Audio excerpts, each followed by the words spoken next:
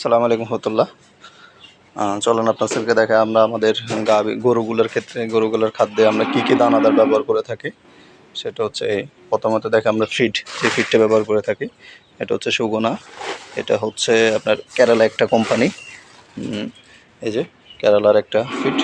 এটার কোয়ালিটি ভালো আছে, খারাপ না। রেজাল্ট এতটা খারাপ পাইনি, যথেষ্ট পরিমাণে ভালো পাইছি। আর এটার পাশাপাশি আমরা ব্যবহার করি আমাদের হাতে তৈরি মিক্সার। এই যে মিক্সারটা আমরা নিজেরা তৈরি করে থাকি। তো এখানে যে আমরা আটটা 9টা কোনো সময় এরকম উপাদান দিয়ে আমরা খাদ্যটা তৈরি করে থাকি।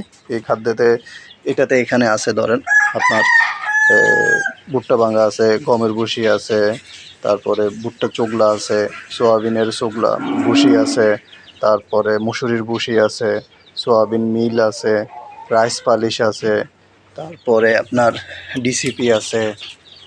এগুলো ব্যবহার করে থাকি। এগুলো দিয়ে আমাদের হাতে তৈরি নিজস্ব খাবার, এটা আমরা ব্যবহার করে থাকি। তবে এখানে আমরা কতটুকু ব্যবহার করি, তো আমরা প্রত্যেকটা গরুর যদি 6 কেজি বা 8 কেজি ব্যবহার করে থাকি, এর ক্ষেত্রে সারাদিনের ভিতরে 2 কেজি ফিড ব্যবহার করে থাকি, আর 6 কেজি আমরা আমাদের হাতে তৈরি মিক্সার খাদ্য ব্যবহার করি।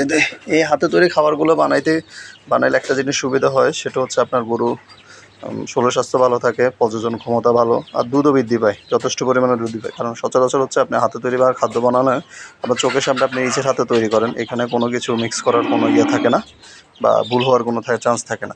তো এই ক্ষেত্রে ধরেন গরুগুলো সবচেয়ে ভালো থাকে, সবচেয়ে বড় ডেয়ারিতে যেটা হচ্ছে বাচ্চা প্রজনন ক্ষমতা, ওটা ভালো থাকে, খুব দ্রুত হিটে আসে, ইভেন আপনার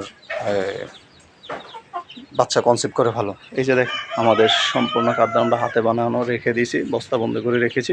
এখান থেকে একটা একটা করে নামায় একটা একটা করে আমরা গরুকে দিয়ে থাকি। তো এই সবাই আমাদের জন্য দোয়া করবেন, আমাদের খামারের জন্য দোয়া করবেন, আল্লাহ যেন আমাদের খামারে বারাকা দান করে। আসসালামু আলাইকুম।